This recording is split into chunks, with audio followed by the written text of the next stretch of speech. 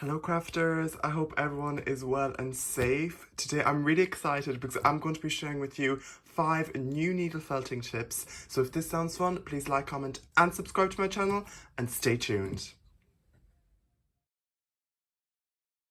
And my first tip is actually to make equal ears, and in my last video, beginner needle felting tips, which will be linked down below, I kind of had trouble with this koala, but I like to think the angles kind of made it work on camera. But with this one, the ears are much more equal, this red panda.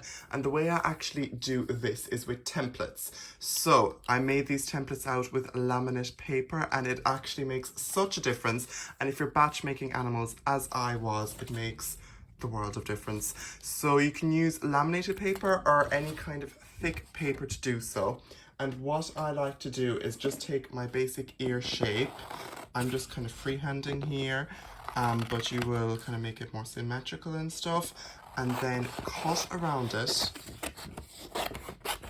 And then we're going to take a strip of paper about 1 inch thick, cut it, and then we're going to want to line the entirety of this with sellotape. I'm not going to do that on camera because it'll take me quite a bit of time, and then it is very easy to get the same ears every single time. So to make your ear, you're just going to take your felt and your needle, and then you're going to want to push the felt in, and then with the tape or the laminated paper, it just slides down the sides, and you just felt, and you're going to get your basic shape for your ears. And this can be made as many times as you want.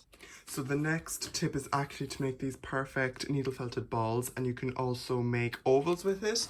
And it's kind of similar in the last tip, in which we're going to be using paper. So what you're going to want to do is take a rectangular paper and roll it up to a cylinder. So what we're going to want to do is take the same amount of wool for each and then put it down to our cylinder.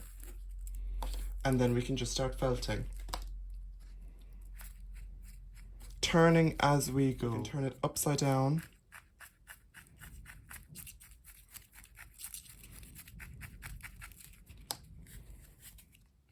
So now I'm just going to continue felting, and if you're worried about your hands, because sometimes these can go quite small and you don't want to poke yourself, you can use the Clover Claw and Mat Cleaner if you have it, or I'll be showing many different ways to protect your hands in next week's needle felting tips video. And this is the end product, the same every time. So my next tip is actually to make the bases for needle felted creatures. And what I do sometimes is I get a sock and I stuff it with some wool or some old plastic stuffing you might have, and then I sew it tight. You can add a bit of cardboard, as I did here, if you want a base, and some felt, and then that creates a very good base for stuffing. I wouldn't do it if I'm felting all over, but for something like this where I'm only felting here, it creates a nice distinct shape and you've plenty control over it, so that might be helpful. Something else you can do is also use a cleaning sponge, and you can get these magic erasers online or on Amazon. I'll link some down below, and you can cut them to size, and they're actually really handy because you can get a really nice distinct shape and you can make it as clear or as complicated as you want. Next tip is actually a bit of a money saving tip, and it is to do reverse felting. So online you can actually buy reverse felting needles, and the barbs are in such a way that instead of pushing the felt in, it pushes it out. Now, I don't have any of those, and I've actually never seen many of them online, and so I think they're hard enough to get. So what we're going to do is we're going to take a thick needle, and then we're just going to, with big motions, we're going to felt through. I would do this on a mat, obviously, and we're going to do really long push throughs, and we're going to do this all over. And you can even twist the ends if you want.